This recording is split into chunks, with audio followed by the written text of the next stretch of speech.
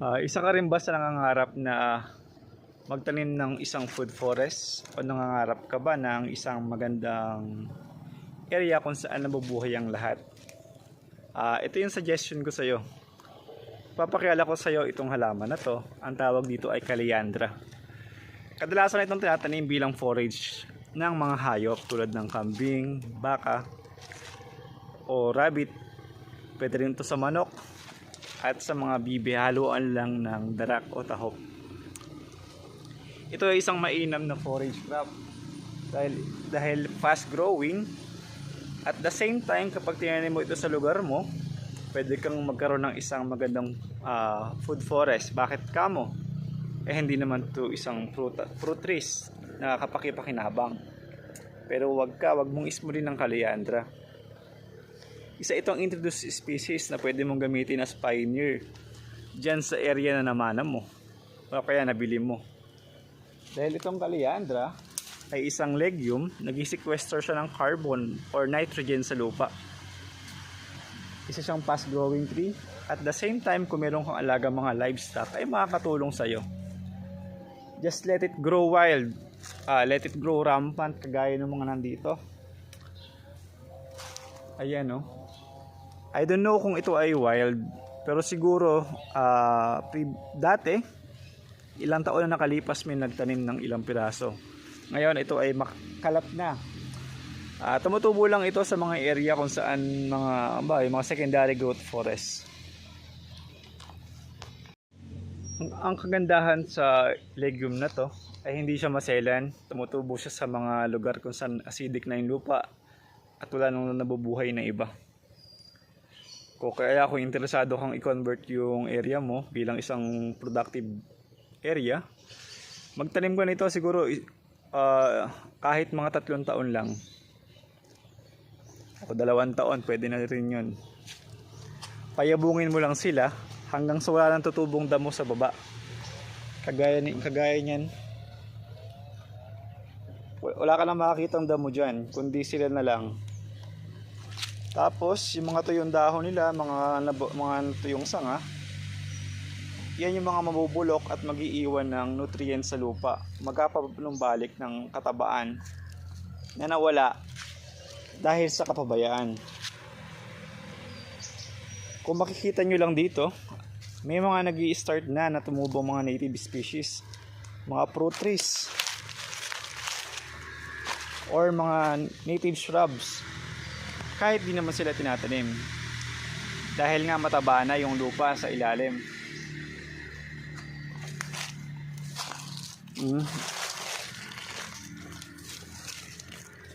Ibig sabihin, kung sasabayin mo pagka tumubo na ng mga 2 years old yung punong to at napansin mo na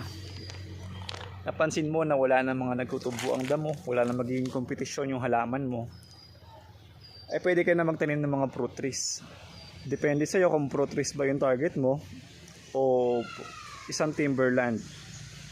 Pero kasi fruit trees yung target ko. Nagtatanim din ako ng mga native trees kung saan mako-conserve yung mga halaman na meron tayo. I'm not fan of western fruit trees. Gusto ko yung mga native natin dahil alam ko naman it is equally nutritious din. So kung interesado ka na magkaroon ng productive na area, i-consider mo ang Kaliandra. Madaming nabibiling seeds online, pero syempre hanapin mo lang yung reliable. Ang tawag kasi dito sa iba ay acid ipil, kaya siguro dahil nga ito ay tumutubo kahit sa mga most acidic soil.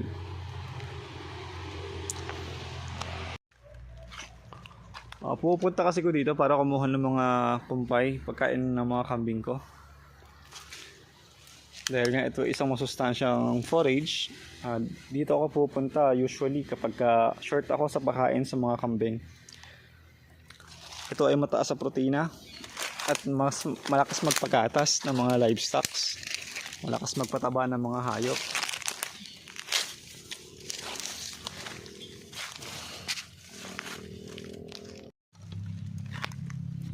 Ito yung exact reason kung bakit ko sinasuggest itong halaman na to o puno na to.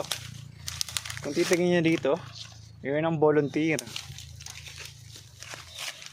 At dahil maganda yung lupa, sa ilang taon na nagalaglag siya ng mga ato yung sanga, yung mga dahon, naging mataba na yung lupa. May volunteer na tumubo. Ito santol. Ito pa may mga seedling na tumutubo sa kanya. Ibig sabihin kapag ganitong stage na yung naitanim mo, pwede mo na ngayong ikat. Ito mga nakapalapit. Yan, i-pollard mo lang dyan. I-copies mo lang yung halamang malalapit. Ipaikot mo sa volunteer na tumubo yung gusto mong palakihin. Kung walang volunteer na tumubo at nakita mo na sapat na yung nutrients kagaya niyan, maganda na yung biomass na na-produce, pwede ka na magtanim ng ideal na punong gusto mo. With less effort, yung puno mo siguradong mabubuhay. Abundant din dito yung mga nagtutubo ang mga native species. Meron din dito ang lubi-lubi, yung mga tumutubo sa ilalim niya. Basta mataba kasi yung lupa. Isa pa kasing gusto ko sa punong ito ay yung wala kasi siya ngayong bulaklak eh. Pero kung alam nyo lang, yung punong ito na pag namulaklak ay napakarami ng nectar. Kung meron kang alagang mga bubuyog, ay napaka okay kasi madami kang magiging honey. Kaya mas malaki din yung magiging income mo. May mga lugar sa ibang bansa kung saan tinatanim talaga to, malapit sa mga commercial honey farms or bee farm. Dahil nga kaya niya mag-produce ng maraming nectar na makakatulong sa production ng honey. Kaya napakaraming reason para itanim mo yung halamang to. Marami kang pwedeng maging income. Dahil nga fast growing tree siya, isa pang additional. Hindi siya competitive sa nutrients, diba, ng halaman or ng tumutubo. Dahil nga siya pa yung naging nursery ng mga fruit trees. Ang ugat ng punong to ay maabot ng lagpas 5 metro sa loob lang ng 1 hanggang 2 taon. Imagine kung gaano ka tibay yung magiging lupa or area mo. Kung halimbawa kagaya nito, natagilid or hindi pantay paahon, ma-hold niya yung lupa, hindi magkakaroon ng mga landslides. Ibig sabihin yung nutrients ng farm mo ay may iwan lang, mag-i-stay lang doon. Diba? Okay talaga ang kaliandra. Ang kaliandra hindi rin siya invasive. Dahil once na lumago siya, diba, tutubo yung mga volunteer trees. At pagtaas ng mga puno, kagaya nito, ito siguro mga 3 years old. At nalampasan niya na to, i-outshade niya yung kaliandra. At pag na-outshade niya, magkakaroon ng succession. Mamamatay na tong kaliandra. Ang may iwan ay yung punong lumaki na. Ipapakitaan ko kayo ng mga volunteer trees. Yung mga native at non-native ng mga nagtubuan dito. Kagaya nito, may santol pa rin tayo dito. At isa ito yung edible na lubi-lubi. Yung lubi-lubi. Mga nagtubuan lang yan sa understory. Walang nagtanim. Pero abundant. Native species, di ko kilala. At dito naman ay lubi-lubi.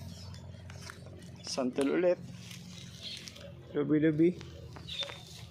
Kung ano yung mga kinakain ng ibon sa paligid or ng mga panike na na-attract din sa mga mga nectar, yun yung mga nagsisitubuan dito. Tingnan nyo naman kung gaano kaganda yung lupa. After some time, magiging ganyan yung lupa mo na dati ay unproductive. Magi-start na siya maging black dahil yung biomass ay unti-unti nang naiipon. Hindi ka magi-clear or hindi labor intensive yung magiging farm mo kapag nagtanim ka ng mga gantong puno. Yun lang, maraming salamat sa pakikinig ninyo. Ipagpatuloy ko na yung pagkuha ng mga kumpay ko, pagkain ng kambing. Additional pala, pagka pinolard mo to or kinopis mo, in 2 months, meron ka na ulit pwedeng harvestin. May makukuha ka na ulit ng mga dahon.